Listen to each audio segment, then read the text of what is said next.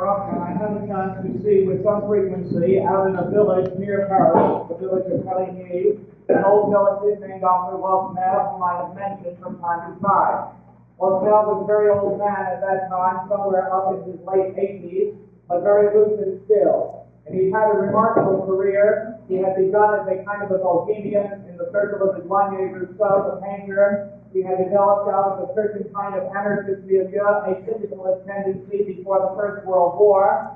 Then in the course of the war, he had developed an anti-war position very early, had worked with Alphonse Maillet of the steel workers in that clandestine activity, finally come to know and come very strongly under the influence of Leon Trotsky, who was then refugeed in France in 1914 and 15 to the beginning of 16, and consequently rather became a kind of Bolshevik before the word.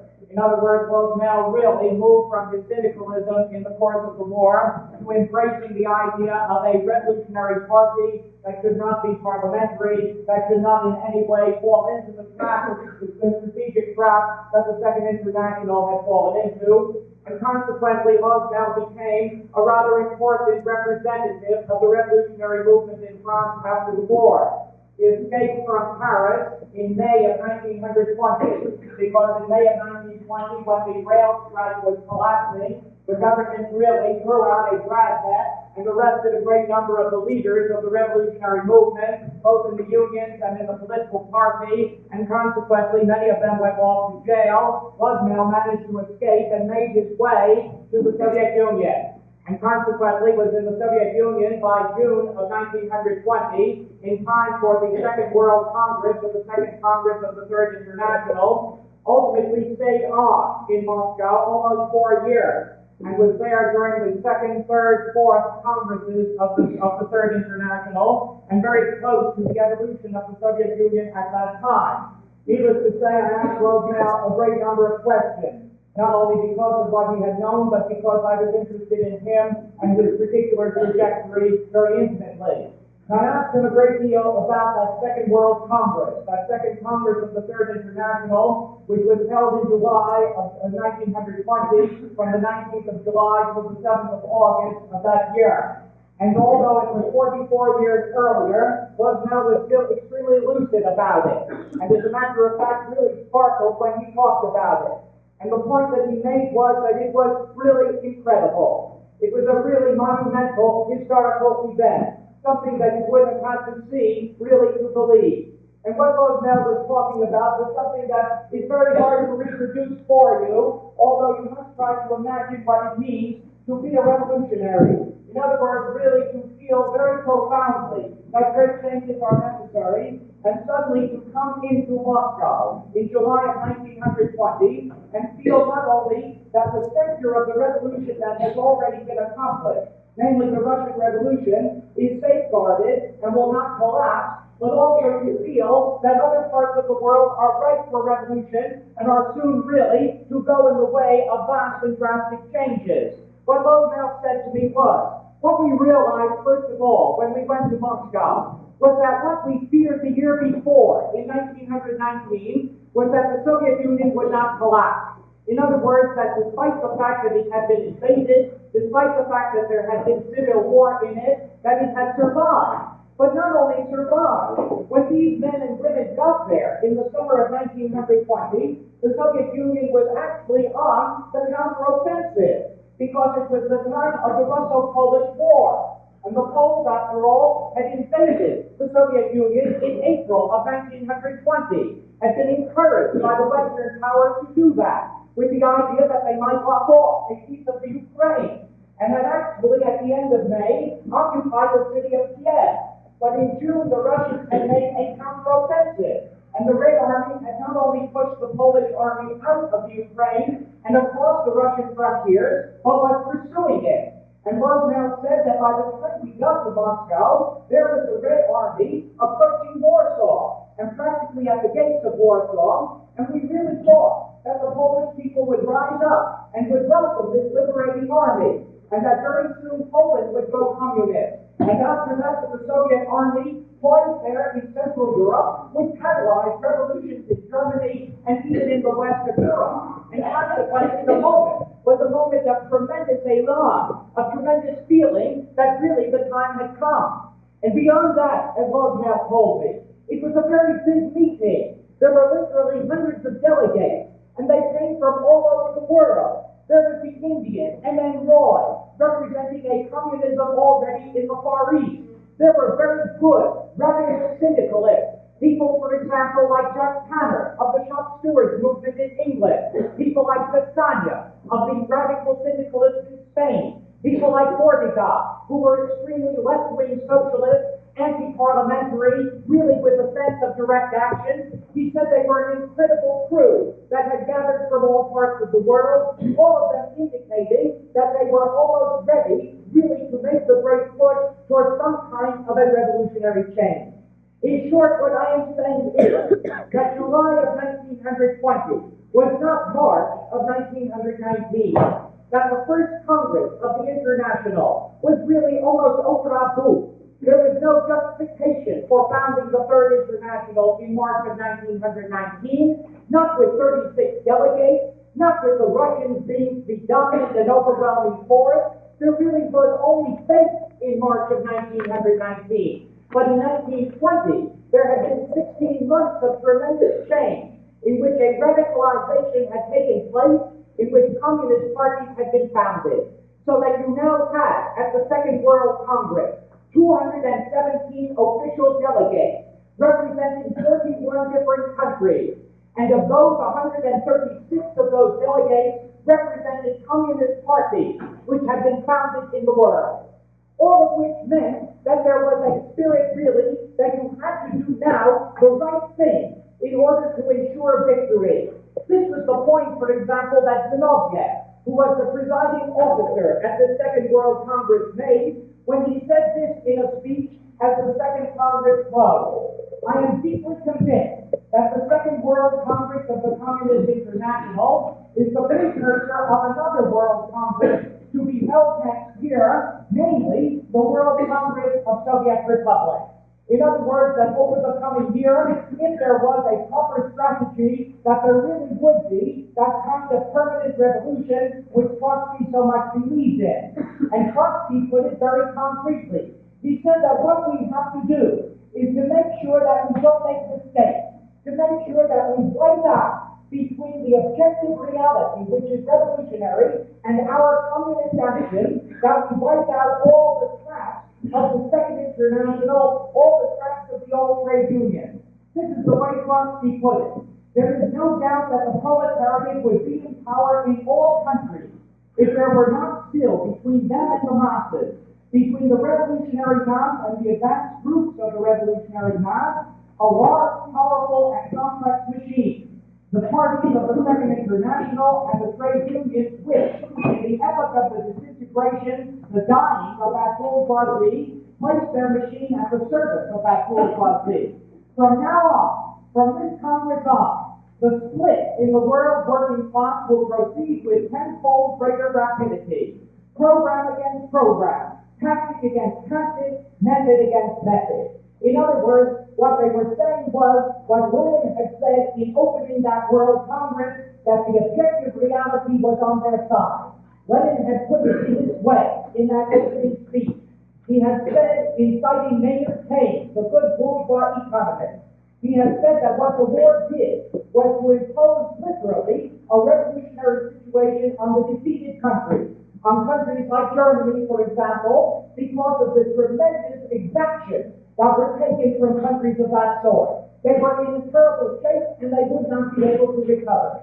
But even in the countries that were victorious, the contradictions of those societies had been profoundly deepened. And so what Lenin is saying in this introductory speech is, we have history and time on our side. But then you see, Lenin was no dreamer, and Lenin was not utopian. And consequently, he said something else in that introductory speech, which I find profoundly interesting and important. What he is telling his young exaltés, the people who are really enthusiastic, what he is saying is, just because conditions are right, doesn't mean we will have a revolution. It doesn't mean that the bourgeoisie can't co-opt part of it. It doesn't mean that the bourgeoisie can't repress a great deal of it. Listen to what Lenin says in words that really ring with a kind of eternal wisdom. Comrades, we have now come to the question of the revolutionary crisis as the basis of our revolutionary action. On the one hand, bourgeois economists depict this crisis simply as unrest, to use the elegant expression of the British. On the other hand, our own revolutionaries sometimes try to prove that the crisis is absolutely insoluble. And this is a mistake. There is no such thing as an absolutely hopeless situation. The bourgeoisie are behaving like barefaced plunderers who have lost their heads. They are committing folly after folly, thus aggravating the situation and hastening their doom. All of that, I agree, is true. But nobody can prove that it is absolutely impossible for them to pacify a minority of the exploited peoples with petty concessions, and to suppress some movement or uprising of some section of the oppressed and the exploited with sheer force. To try to prove in advance that there is absolutely no way out of the situation would be sheer pedantry. Practice alone can serve as real proof in this and similar questions. All over the world, the bourgeois system is experiencing a tremendous revolutionary crisis. The revolutionary party must now prove in practice that they have sufficient understanding and organization, contact with the exploited masses, and determination and skill to utilize this crisis for a successful, victorious revolution. So that what Lenin was saying was that it really took the will of revolutionary parties and the proper strategy. But he said one other thing in closing that introductory speech, which likewise shows a certain kind of pressure. Because what Lenin said was that the crisis had now become global. In other words, that communists in Europe, revolutionaries in Europe, not only had to calculate about, but really had to count on the revolution in the Third World. What Lenin is introducing is what the Second International really never introduced, namely the potentiality of uprising in those colonialized areas that now are beginning to get their nationalist head. Comrades, in conclusion, I shall deal with one other aspect of the subject. Our comrade, the German, has said that our Congress merits the title of a World Congress. I think he is right, particularly because we here have quite a number of representatives of the revolutionary movement in the colonial countries. This is only a small beginning, but the important thing is that a beginning has been made. At this Congress, we see taking place a union between revolutionary proletarians of the capitalist advanced countries and the revolutionary masses of those countries where there is no or hardly any proletariat, namely the eastern countries. It is on ourselves that the consolidation of unity depends, and I am sure that we shall achieve it, and for that reason, you see, the Second Congress dedicated itself in one of its longest sessions and with one of its longest theses to the problem of the Third World and the relationship of that revolution to revolution in the West, a very nuanced subject, a very difficult subject. Now, this Second Congress is profoundly important. It runs on the false premise of thinking that a revolution really is going to happen in Europe. Nonetheless, it begins to present certain strategic principles that, for better or for worse, really come to dominate a great deal of the behavior of communist parties and of the revolutionary movement from that Congress of 1920 down almost to the present time. Because there were three very fundamental questions that were raised at the Second World Congress. The first question was the question to which Lenin addressed himself personally, which was the question of ultra-leftism. In other words, the question of what Lenin considered a deviation from the left, that kind of left-wing communism which he was to call an infantile disorder, and to which he was to give a blow, and against which he was to compose an important thesis. The second question was a much more important one, and he knew it. And that was the question of opportunism. The question of how you fix a strategy that would not permit communists who had been ex-socialists to fall back into the old parliamentary bag to fall back into the old tactics that the Second International had used. And for that, the Second World Congress was to compose its famous 21 conditions, those 21 conditions which were the sine qua non for entry into the Communist International. And the third question was the question of the underdeveloped world. Where does the underdeveloped world fit into the strategy of revolution? And if you take those questions in order, you perhaps pose the question yourself in your own head. Why was Lenin so hung up about this problem of ultra-leftism? Why did he write in April of 1920 a whole brochure called Left-Wing Communism, which all of you have now read?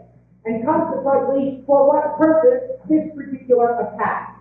Now, we know full well that the attack on Bolshevism, the attack on left-wing tactics, on left-wing deviation, are a very ancient theme in the Second International. We know it, for example, from the point of view of the anarchists being cashiered out of the Second International at the Congress of Zurich in 1893.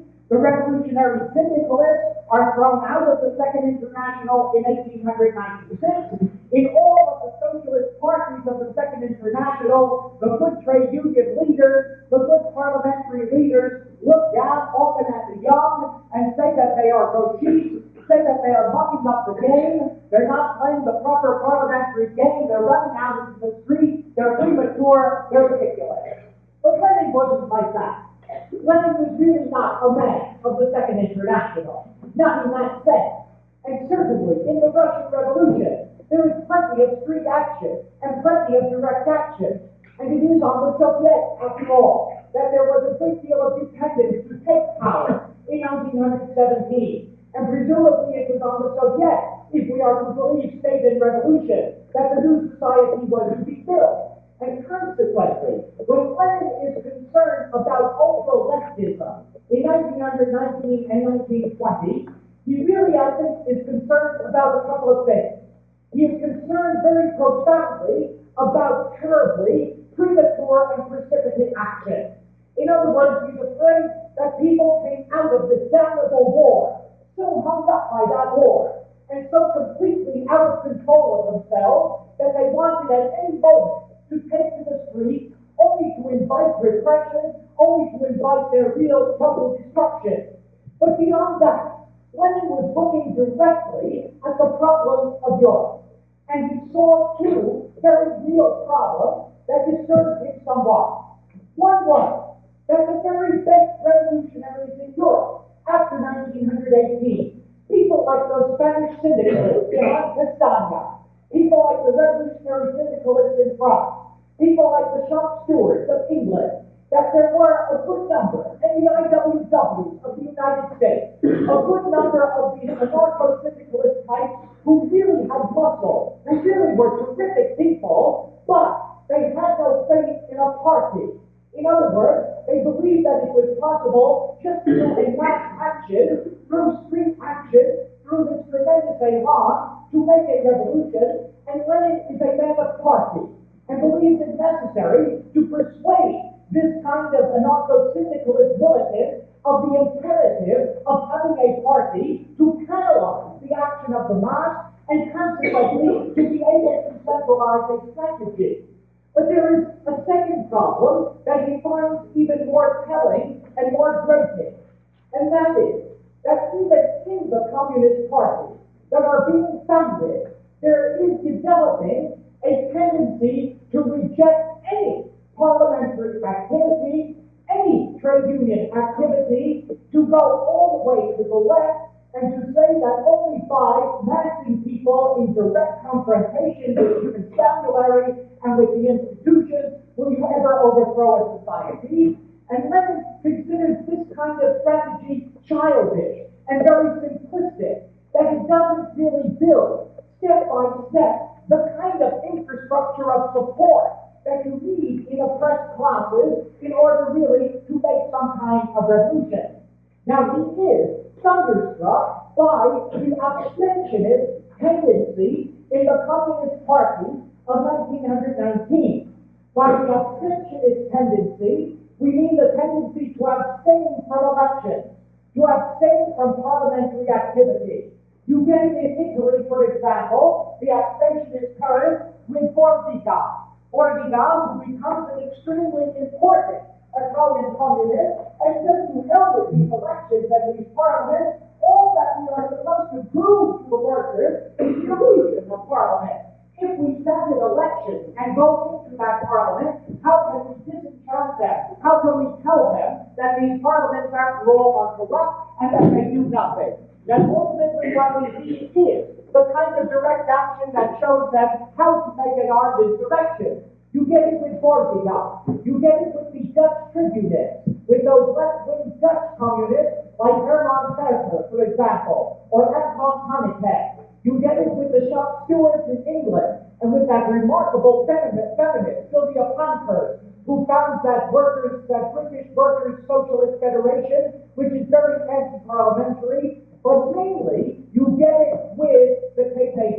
And mainly you get it with the German Communist Party, and since Germany is so much a fulcrum, this is a problem. Because that German Communist Party overrode the advice of Rosa Luxemburg and voted to abstain from the elections of 1919, and then, on the other hand, and made that kind of street action from March of 1919, which really eliminated the great leadership of that party, which saw Rosa Luxemburg and Karl Liebknecht assassinated, which saw Leo Jovic assassinated, and consequently, which in Lenin's view was simply ultra-gauchisme, was simply a kind of adventurism.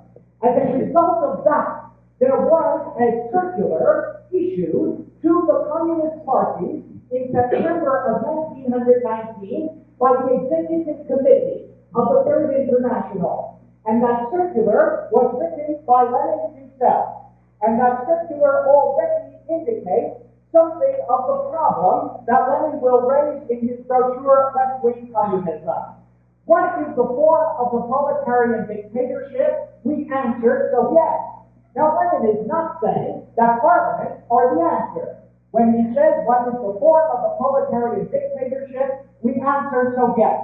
That has been proved by Russian experience, which has universal significance. Can Soviet power be reconciled with parliamentarism? No. And again, no.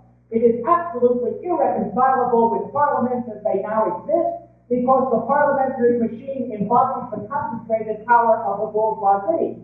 But now let us pass to the second basic question. Can bourgeois parliaments be used to further the revolutionary class struggle?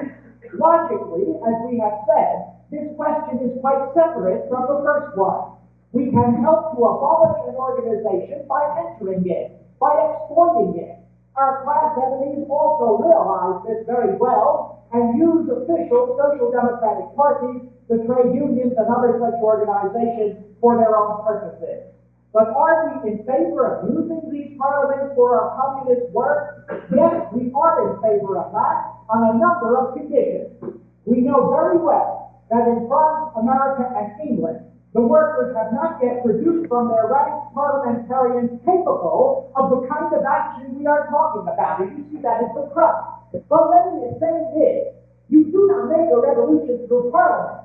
Nor is he saying that you go into parliament to exploit that legislature if you're just an ordinary type social democratic deputy. You must be a communist deputy, by which he means a very different style, by which he means being very offensive in the parliament, by which he means using none of the rules and the regulations, doing, if you please, what those courageous men did in the Chicago 7 trial with the legal institution, using that institution actually as a kind of forum, but using it not within the framework of that sort of regulation and rules that had become traditional. So that ultimately, Lenin and the Third International are warning the gauchists that there is some value in all of this.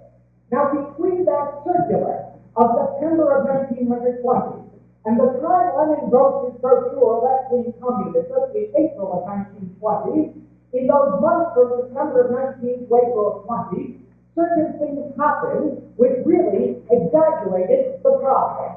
And what happened was a split in the German Communist Party. Now you see, the German Communist Party, the KPD, after the death of Luxembourg and Bismarck, fell into the leadership of Dr. Paul Levy.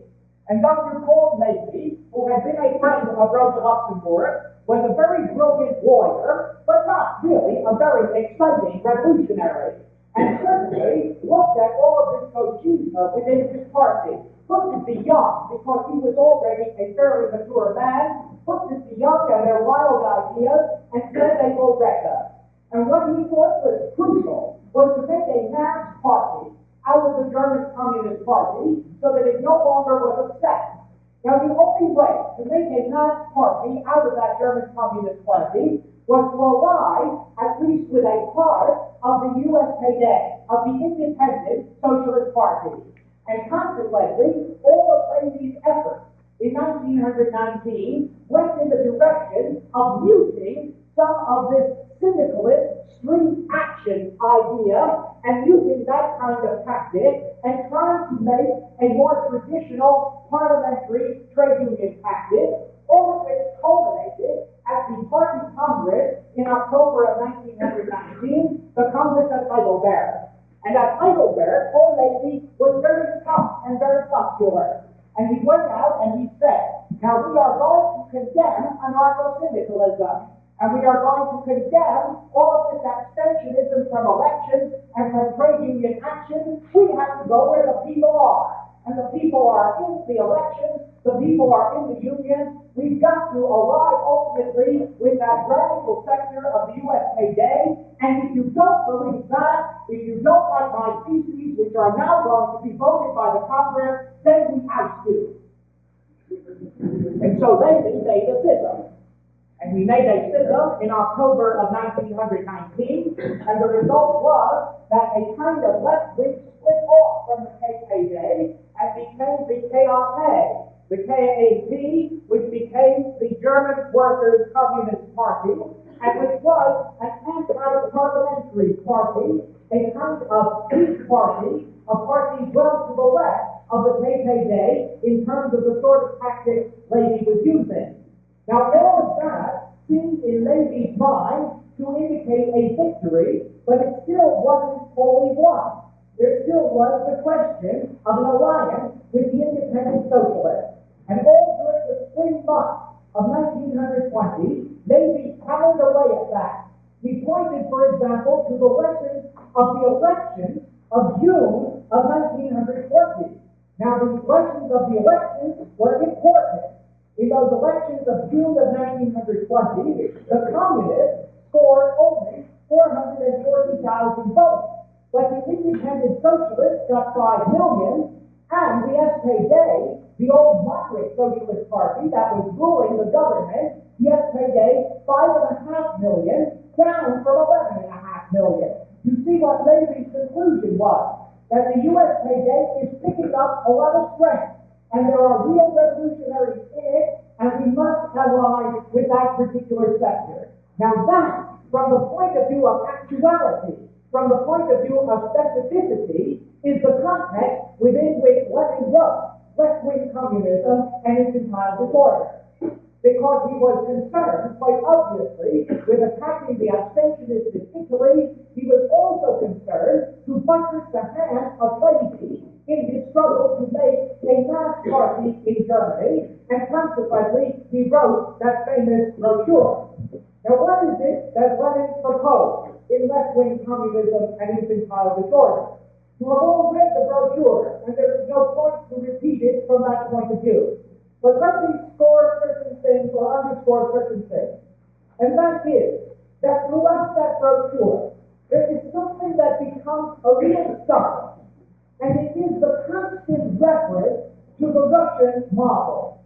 The constant reference throughout, page after page, to what the Bolsheviks had done. And how the Bolsheviks, who had been a successful party, who had made a revolution, had either abstained or gone into parliament. All of their lessons seemed universally valuable. Now, they were valuable. There is no question about it. But you see a certain kind of style that develops, and that much later becomes really a lettering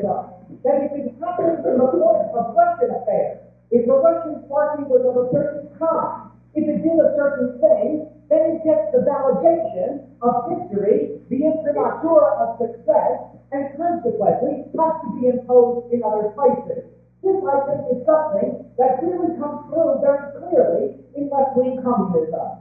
Beyond that, Lenin makes a point that I think is an extraordinarily valuable point. And the point he makes is about compromise, and about the fact that you really cannot exist in political terms without some kind of compromise. The conclusion is clear. To reject compromises on principle, to reject the permissibility of compromises in general, no matter of what kind, is childishness, which it is difficult even to consider seriously.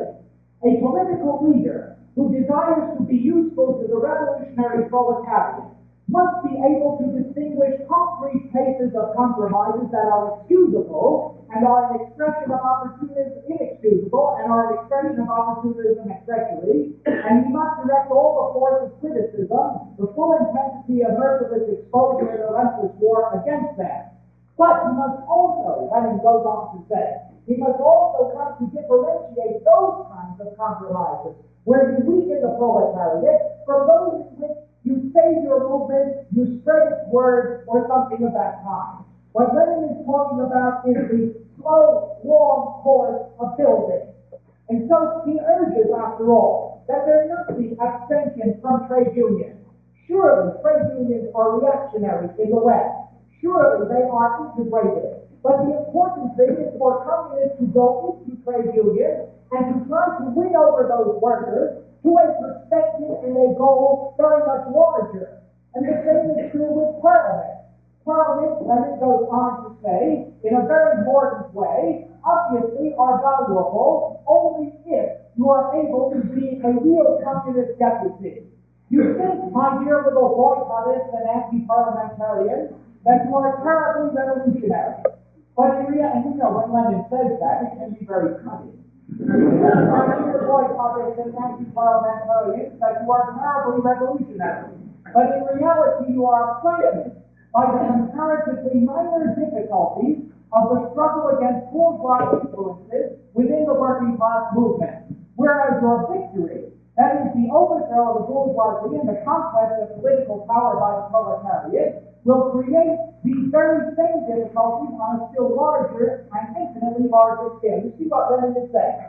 You say, we go into Parliament, how, after all, can we prevent ourselves from falling into the game, from being just parliamentarians? It's what Sartre said, you know, that communism comes to exist in the parties, not the parties for communism. And so you get deputies who really play the corridors, really play the game. They can't break out of the habits that are the habits of profit. And what Lenin says is, you think that's the problem. You think it's a problem to act like a communist in a parliament, and really to make yourself obnoxious, and really to profound the subject, and really to reach over the heads of people. Well, then how the hell are you going to make a new society? Because all the people that are going to come into it, if you make a revolution, are full of those habits. And consequently, you're going to have, he doesn't use the Maoist term, but you're going to have a kind of cultural revolution. Listen to this kind of one of criticism. Under Soviet rule, your proletarian party and ours will be invaded by a still larger number of bourgeois intellectuals. They will worm their way into the Soviets, the courts, and the administration, since communism cannot be built otherwise than with the aid of this human material created by capitalism, and the bourgeois intellectuals cannot be expelled and destroyed, but must be won over, remolded, assimilated, re-educated, just as we want to re-educate the proletarians themselves, who do not abandon their petty bourgeois prejudices at one stroke by a miracle at the behest of the Virgin Mary. The course of a but only in the course of a long and difficult mass struggle against mass petty bourgeois influences. And so what Lenin is saying is, you've got to move in there and try, because it is one of the places in which you function.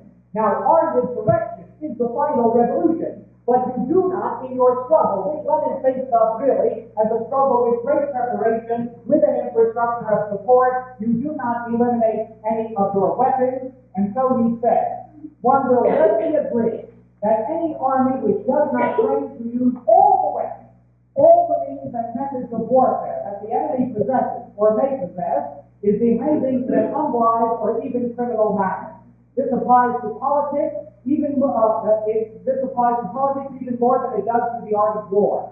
In politics, it is even harder to know in advance which methods of struggle will be applicable and to our advantage in certain future conditions. Unless we learn to apply all the methods of struggle, we may suffer grave and sometimes even decisive defeat if changes beyond our control in the form of in the position of the other classes brings to the forefront a form of activity in which we are especially weak. Every form of legal struggle, every form of illegal struggle he tries as he ends that particular part of his left-wing communism and infantile disorder. All of which means that what Lenin is really saying is preparation, organization, and certainly digging in for a long struggle if the struggle is not going to be ripened as of the moment. And the idea is not to eliminate or to set aside any of the weapons, parliamentary or trade union or what have you. And the consequences of that are tremendous. In the immediate, of course, the consequence was the thesis that was passed by the Second World Congress. And the thesis passed by the Second World Congress attacked the gauchistes, attacked the left-wing communists.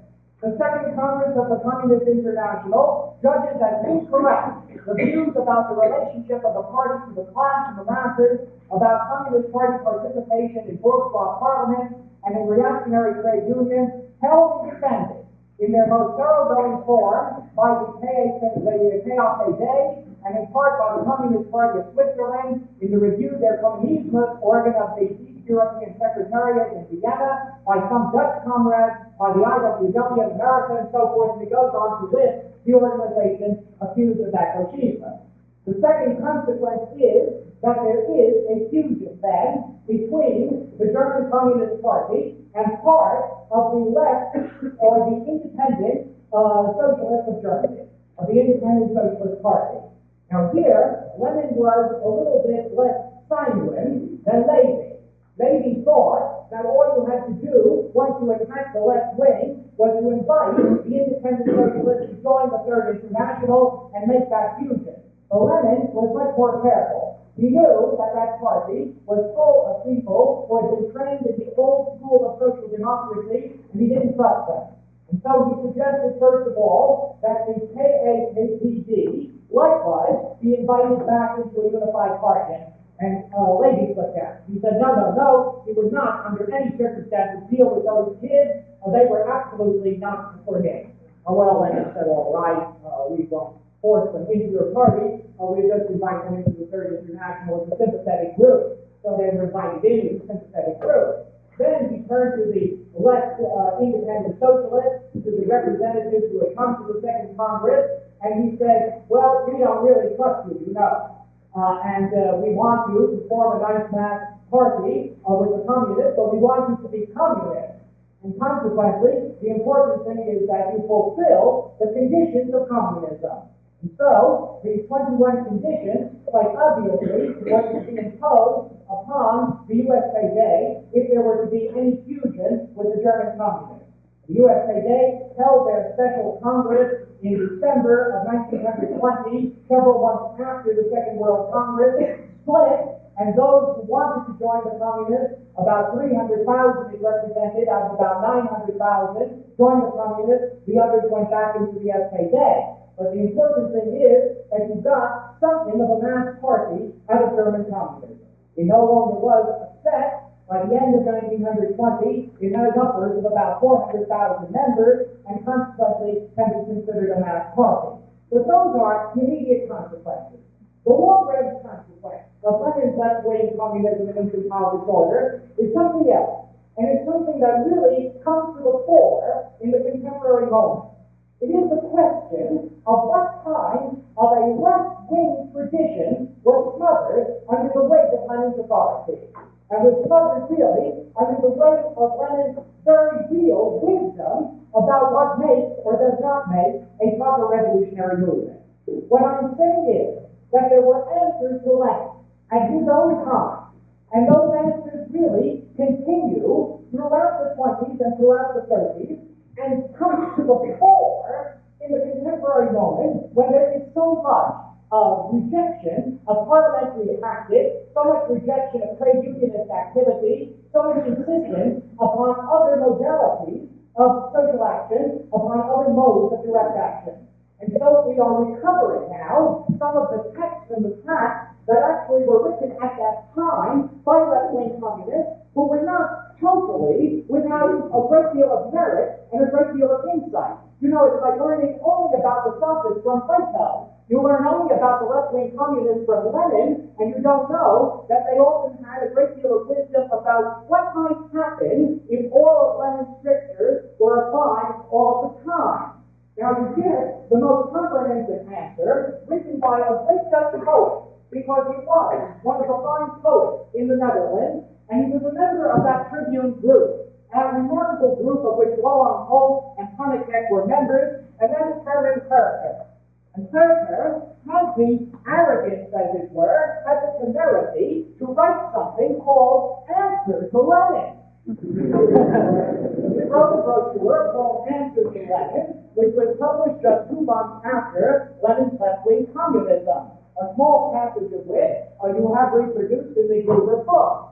Now, Herker was a brilliant character, and he left the communist movement, that is the Comintern, the next year in 1921, but always militated in the left wing of a kind of international revolutionary movement.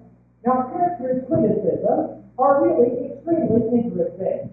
In the first place, he says that Lenin reached all of the strategic problems of Western countries through the sieve of the Russian experience. In other words, he's constantly talking about the necessity of an alliance of workers and poor peasants. But Herker says, the further west you go, the less that alliance is meaningful. In the West, we don't have poor peasants like that. We've got poor peasants, but they have a low pound of land, they've got some little sliver, and they protect it until the death. The idea of a kind of revolutionary peasantry you find either in the Third World or in countries like Russia, which means that in the West, the workers are alone. They have no other allies. And if they are a minority of the population, if the petty bourgeoisie and the other classes outnumber them, they must be terrifically strong. They must be a knot with a tremendous will and a tremendous strength and not weakened in any way. So Herker says, you tell us, for example, to go into these damnable trade unions. Now, trade unions are no good because trade unions are organized on the basis of a trade. What we must do is to have these factory councils to organize workers in the place where they work, where they can confront the boss, where they can confront the system. You tell us we must go into these damnable parliaments, and in this parliament that destroys the will of the worker because it delegates authority and responsibility. Look at what Herker says, for example, in a passage which unfortunately Gruber does not give to you. In the revolution, the job of reconstruction will have to be that of the workers. They will have to be prepared for reconstructing a society. And they will always have to be discouraged from acting themselves. To seek, to struggle, to think, to dare, to act, to the very end. All of that is so difficult and painful. So long as the working class is led to believe in the possibility of an easier way, where others act in its place, it will hesitate and even become passive. Communism will be made for the parties rather than the parties for communism. And he ends his brochure, which is a brochure of some 110 pages, should be translated into English, quite brilliant. He ends it by pointing out the consequences of this kind of imposition of a line upon the strategy of the West by the Russians and upon the muting of these left-wing innovations. The Third International believes that the West European Revolution will proceed according to the laws and tactics of the Russian Revolution. The left believes that West European Revolution will have its own laws and will follow them. The Third International believes that the West European Revolution will be able to make compromises and alliances with the small peasants, the petty bourgeois, and even big bourgeois parties. The left believes that this is impossible. The Third International believes that there will be in West Europe rifts and splits between bourgeois, petty bourgeois, and small peasants. The left believes that the bourgeoisie and the petty bourgeoisie will always form a united front until the very end of the revolution. The Third International underestimates the power of West European and North American capital. The left constructs its tactics according to this great power. The Third International does not recognize the ability of large-scale and finance capital to unite all bourgeois classes. The left constructs its tactics according to this unified power. The Third International allows the condition of slavery to continue as it was at the time of the Second International. The left wants to change it completely. It grasps the evil at the root. And the Third International does not believe that the liberation of minds is above all necessary in West Europe, and does not believe in the unity of all bourgeois forces in the period of revolution. It gathers the masses about it without asking whether they are real communists, without coordinating its tactics. That's the point. What Carter is saying is so you have these big parties. What we are saying is these big parties can come only after a certain amount of direct practice, a certain amount of real experience through our direct confrontation. We build from knots to larger circles, to regional circles, to powerful parties, clandestine and otherwise, but we do not do it by inviting in all of these people at this particular time. Carter said that in the clearest possible terms.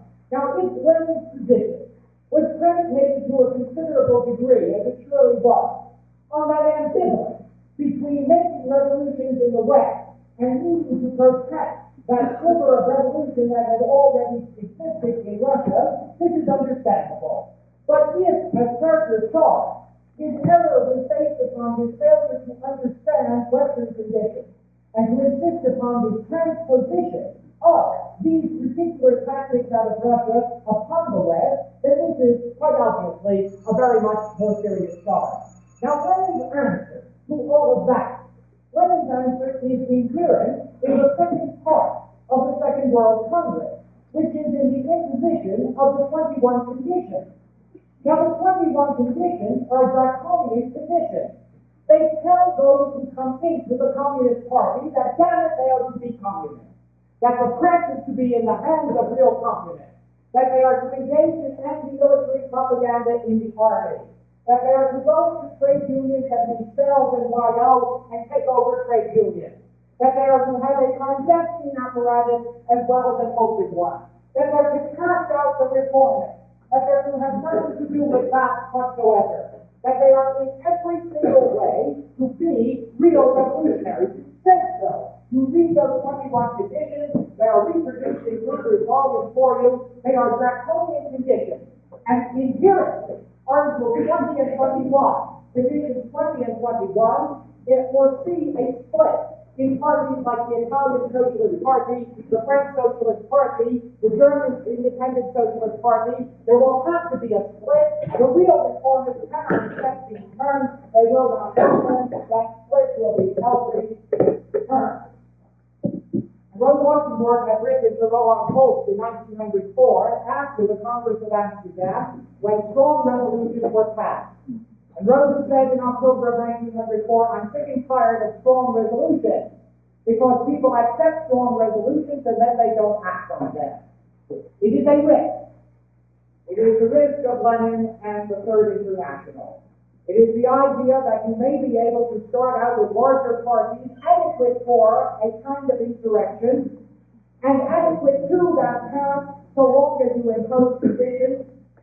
But then the Italian socialist Vladimir left the Second World Congress and said the Third International is the letterbox. We send it a postcard once a year.